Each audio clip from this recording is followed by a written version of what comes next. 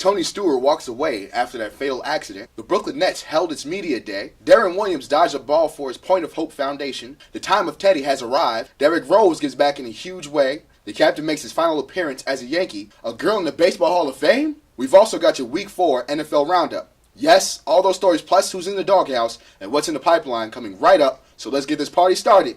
You are now watching What's the 411 Sports.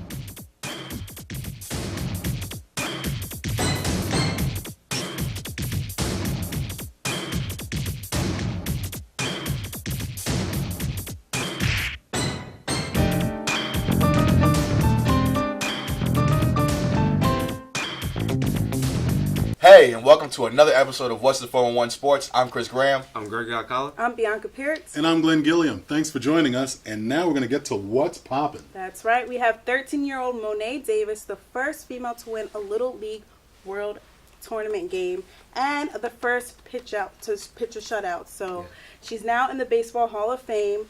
She donated her jersey September 25th. And who other than the pioneer Mamie Peanut Johnson, who was in presence and was able to honor her and award her with the achievement. Yeah, it was great. As part of the Negro Leagues, that's an incredible achievement, and that's great to have her on hand because that connection needs to be made. Yes. And I think more girls need to know about that history. That legacy is so important. She was one of 3 females in the Negro Leagues, and she was a pitcher. So The one thing that stands out to me is she's just so young. She's 13 years old in the Baseball Hall of Fame. Yeah. So what's next for her? What's her college going to look like for her? What's the pros? Well, she has suitors. Yeah, she's already put Geno Auriemma on notice. Not even for baseball. She's thinking about playing basketball. Yeah. I think it's significant that girls have played in Little League World Series before, but she didn't just play. She was excellent. She shut guys out. She has like a 70 miles per hour fastball. She's the first Little League player to be on the cover of Sports Illustrated. Think about it. All these guys coming from Little League and they get to college. They go to they go to MLB. None of them ever got on the cover of Sports Illustrated. So to see her do it, I think that's great. First girl to pitch a shutout.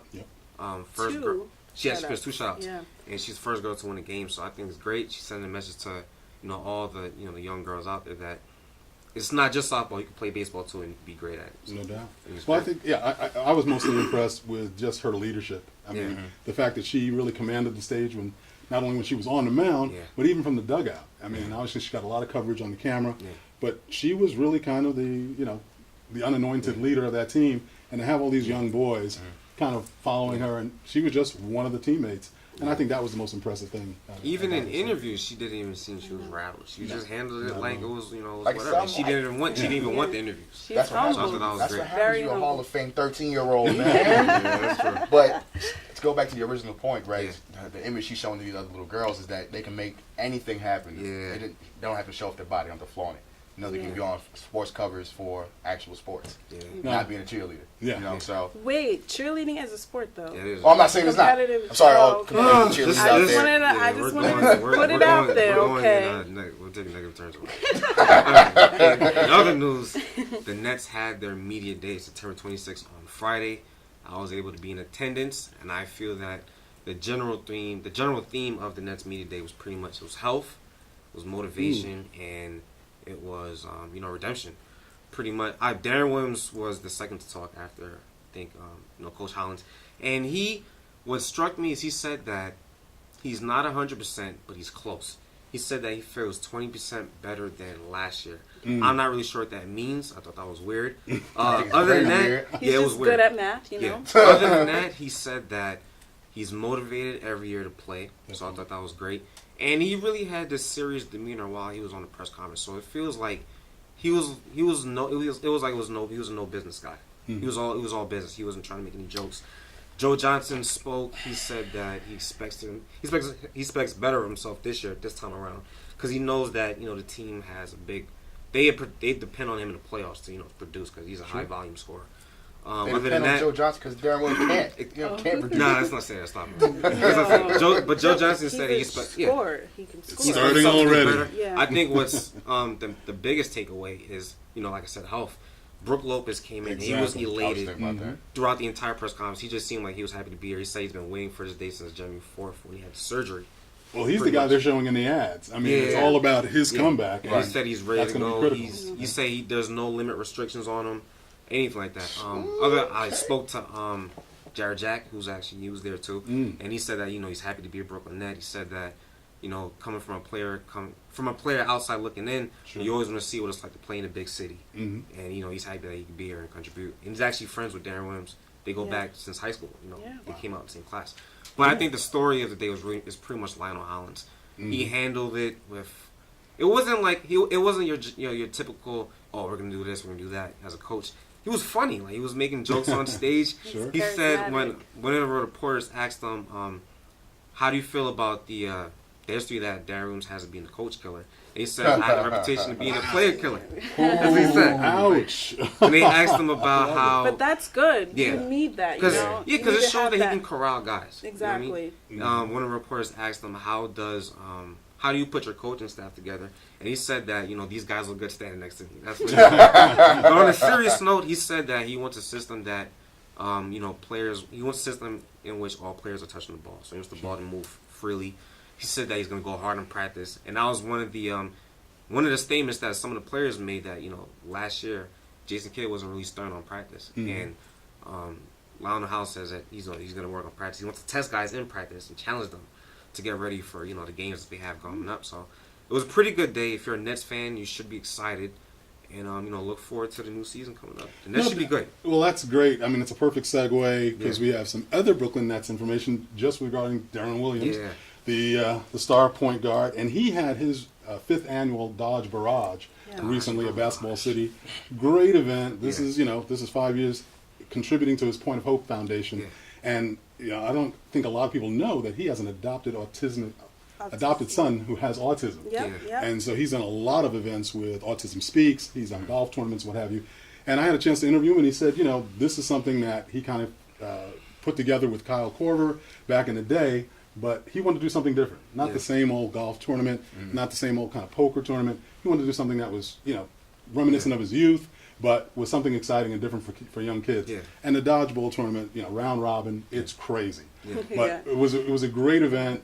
Mason Plumley, who gave you a nice little shout out, we had a chance to talk to him. And Mason, unbelievable. I mean, he was one of the winners from last year, so he was looking to defend his title. So Mason was taking it completely serious. Andre Karolinko, I mean, all of his Jack was there too. Yeah, I mean, but I think this is a great foundation. But Definitely. Also, I think it's perfect just in time for the season to start to build that community, build that bond between the players amongst the players. And he's actually giving back to some of the proceeds are going to the Brooklyn League of Education Center. So I think with some of the news he's making, from what I saw at the press conference, how he spoke, he says highly motivated, he's ready to come back. I think we could take him out of the doghouse. Well, I was going to say, especially last week we put him in the doghouse. Yeah. I think it's right that we take him out. I definitely wanted to follow up and say, just in kind of putting a button on it, that the first thing, well, not the first thing I asked him, I wanted to be a little softball on it. Sorry, Darren. But I did ask him, there was some negative press. There was some statements made that people might have misconstrued.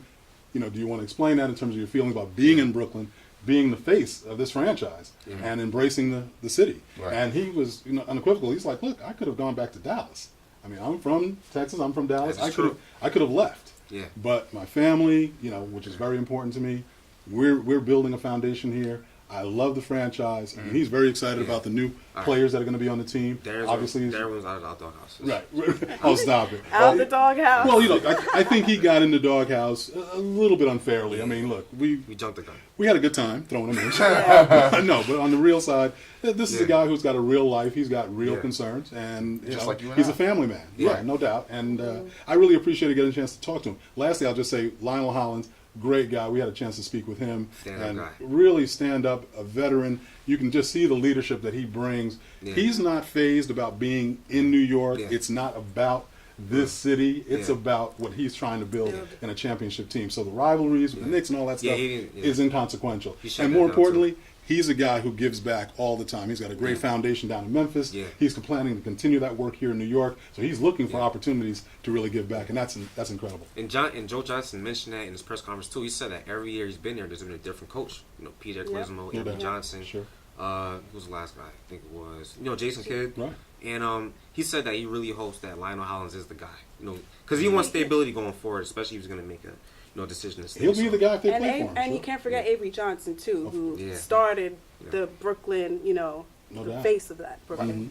But also another NBA All-Star who's contributing back to the community. We have Derrick Rose, who donated $1 million to the After School Matters. It's an after-school program for high schoolers. It's a nonprofit, and it's the largest donation he's contributed to date. No, look, Kevin Durant, who's been, I think, at the forefront of folks being really outwardly giving in this community, obviously after the Oklahoma disasters that were happening out there with the tornadoes and the hurricanes and what have you. It's nice to see Derrick Rose making that pitch in. He's got a little bit of bonding to do back with the city, so that's a great way to do it. And I'm looking forward to seeing him this season after the USA tournament. I thought he was, back in step. I'm definitely excited to see what's going to happen after this NBA season, especially after FIBA. Killed it. Skated through the FIBA tournament. But anyway, I think this whole $1 million donation to the community center is an outstanding idea. I work during the day as a life and career coach, so I know with a get a large donation for a nonprofit, it can do so many different things, from technical books to computers. So he's touched so many different lives with that small amount of money. Definitely. And he says he wants to give back to the community, especially the teenagers, because when he was younger, Chicago invested a lot of time into him. So you have to have no other choice but to give back. Got to pay it forward. The money he's giving back is going to help kids have opportunities of out of school activities with sports, technology, everything, English, and gallery programs. And it's targeting kids in impoverished situations. Well, nobody can use it more than Chicago. Too. That's for sure. Chicago's in sore need. At least, and then he's from Chicago, so at least it gives the kids, the notion that somebody does care. Somebody's looking out for you guys. Especially somebody being from Chicago. That he didn't stem away from the stardom that he has. He's still there and he's giving back. So. And some of the money is being contributed to his alma mater, college academy, career academy. Oh, nice. Okay. So. The average text takes your eyes off the road for nearly 5 seconds. At highway speeds, that's enough time to travel the length of a football field. Stop the texts, stop the wrecks. Well, hey, transitioning back to another person who gives a lot, but has been getting a lot, the captain, Derek Jeter. Tip of the cap to you, respect. I mean, the fanfare, there's so much hoopla that's gone on with this retirement season, and there's been a little mumbling about maybe it's been overblown. I think it's been right on point. Boston, where he wrapped up his season, they couldn't have done a better job. And I think it's something that really galvanizes the sport.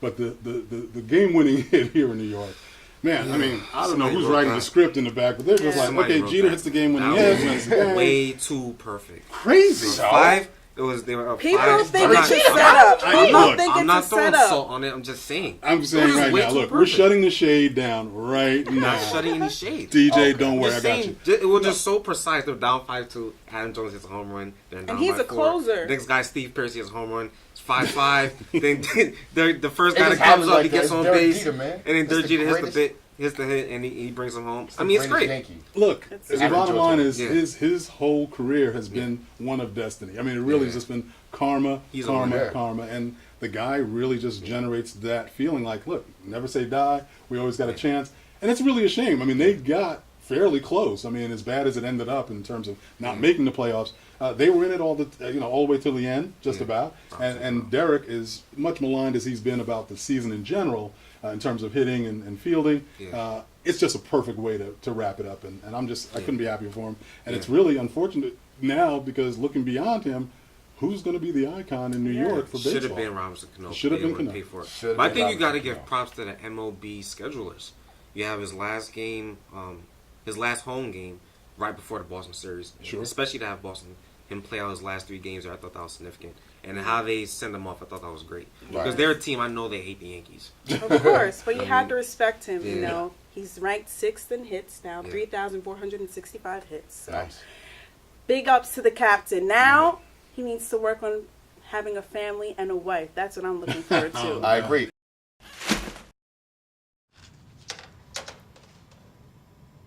Wow, these are really good. You act surprised.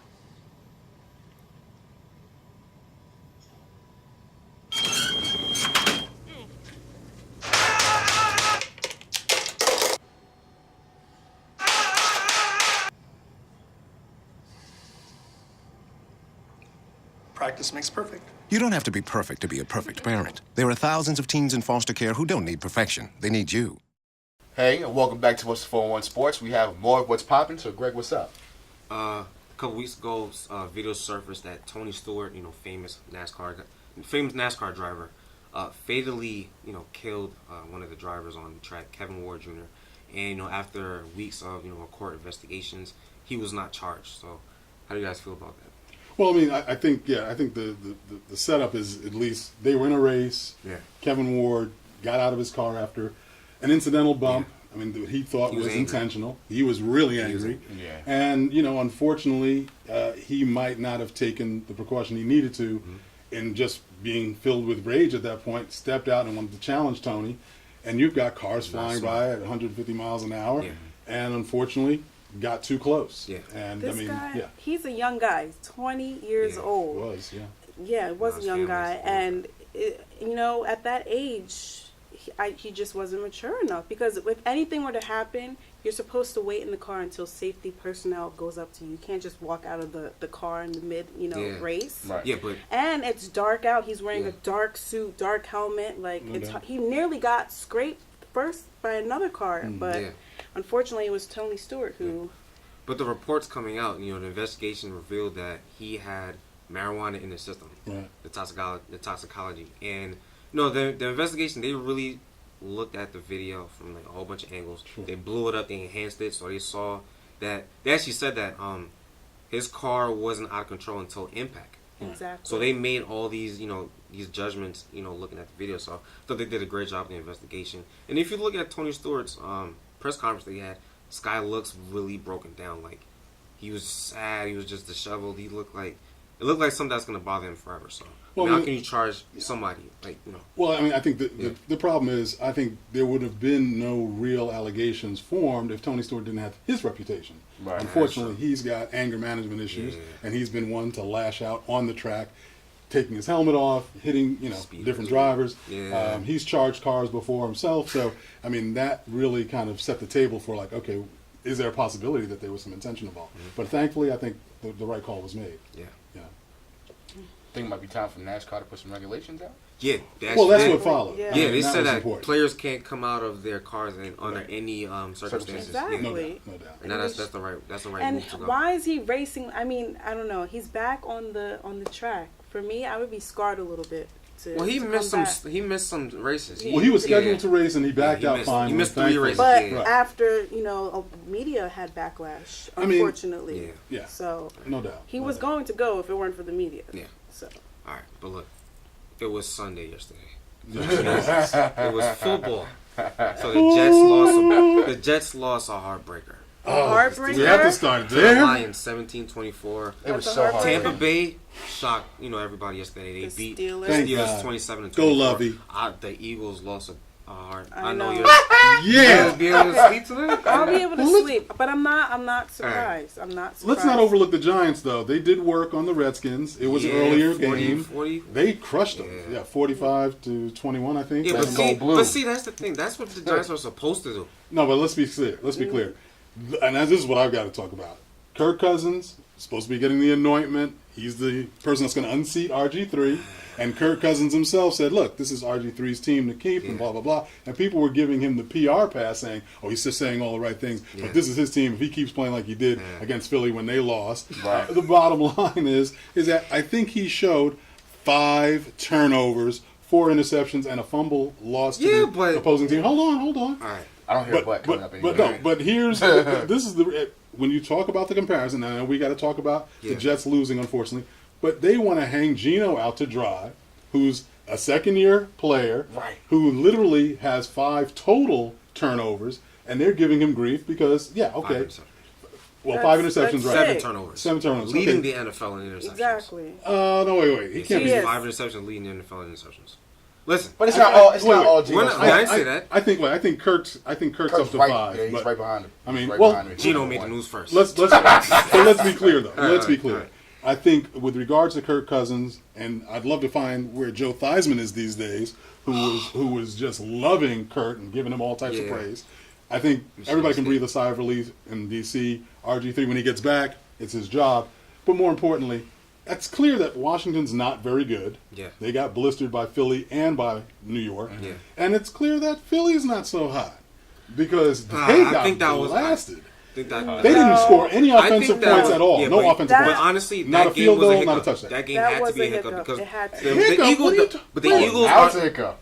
I just say one point. The Eagles are known for their running game, and nobody had a significant day on running the ball. McCoy was shut down. Yeah. But wait a second. Shut down. Who have they been? And that affected their passing game. Who have they been running Cooper through? did drop. Who have they been running through?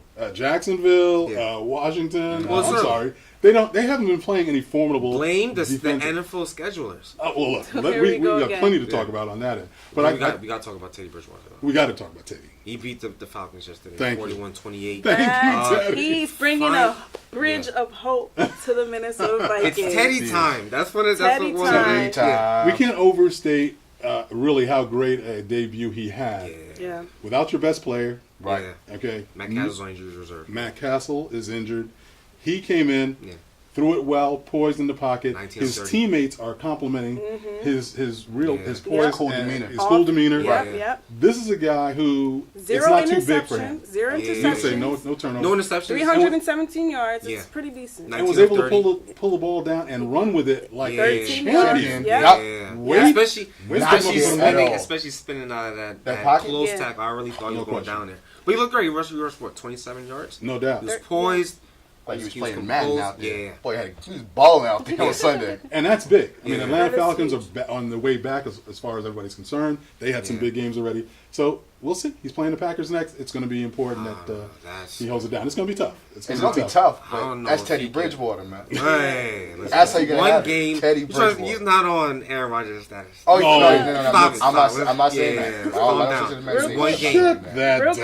Real quick, we have to talk about Steve Smith. Oh, yeah. And his performance against his... Quickly. The Titans. But get in, get out. We got to shout out Golden Tate, too. Especially coming out of the Seahawks. He won a championship, and he goes to the Lions, and he had a great day. I cannot believe he shot out Golden Tate. But come on, man. I really was surprised by what he did because the Jets got robbed.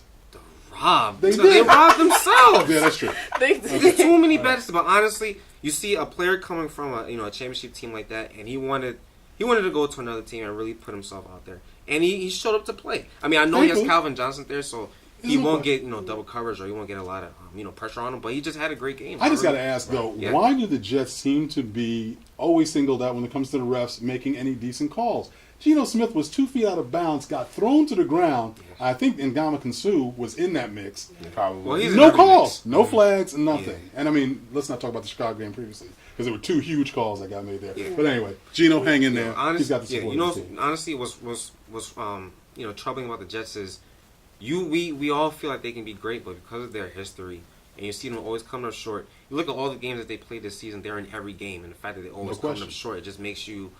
It makes you not want to root for this team. But let's get the name out there. It needs to be out there. John Idzik, you are on notice, okay? Yeah. Because here's a man who had a draft set up specifically for what the Jets needed: wide receivers, D-backs, all day long. They got rid of Kamara. $20 million cap. They got injured though. The wide receivers they picked up Quincy Anunua and I think Shaq from UCLA. They got injured.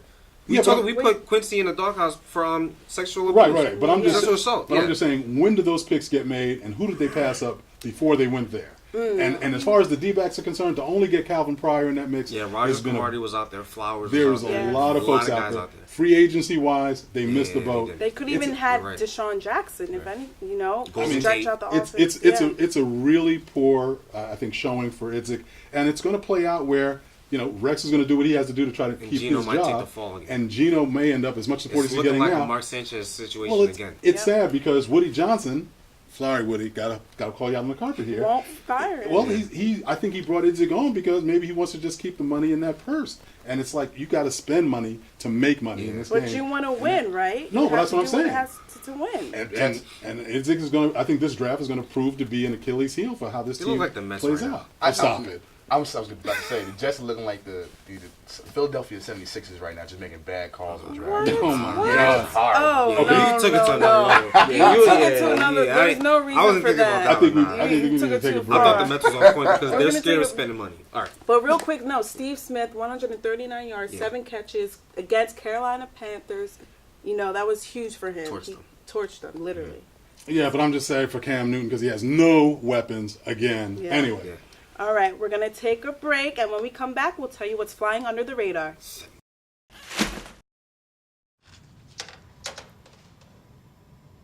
Wow, these are really good.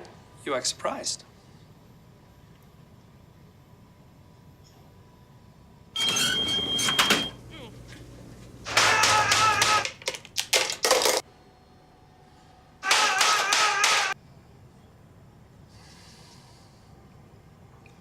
Practice makes perfect. You don't have to be perfect to be a perfect parent. There are thousands of teens in foster care who don't need perfection. They need you.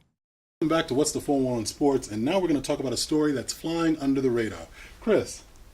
Well, I guess the spotlight's on me, guy. Come with me to Philadelphia. This little league team, the Taney Dragons, is taking over the entire town.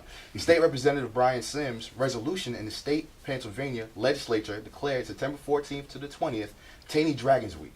It received unanimous approval. Great. So They're not only taking over the Literally, town, yeah. they're taking over the country, representing USA. And actually, in the state of Pennsylvania, Philadelphia was the first team to win a Little League championship for the state. Nice. So, in an urban city, this is huge, especially for the youth that have, unfortunately, scattered resources, you know. Here's the And for them to dedicate that time and Yeah. effort and commitment to create a baseball team is huge. No Do you question. guys think that they're getting this week because of Monet Davis's accomplishments? Well, no, I was just going to say. Because I mean, it really yeah. seems like to get a whole week, and then you have Monet Davis on a team, and she gets into the Baseball Hall of Fame, and that's pretty big news. So I feel That's like huge. it might be a result of the recent accomplishments that you know one of the members on the team was making historic milestones. I think that might be the main reason. Well, I think we That's- shouldn't lose sight of the other yeah. players as well. Yeah, of course. Yeah. Everybody contributed. Right. It's a Yeah, team it's a effort, team effort. and She she's the mentioned first that. one to say that. Yeah, Yeah. she was That's part of the reason. And the coaching.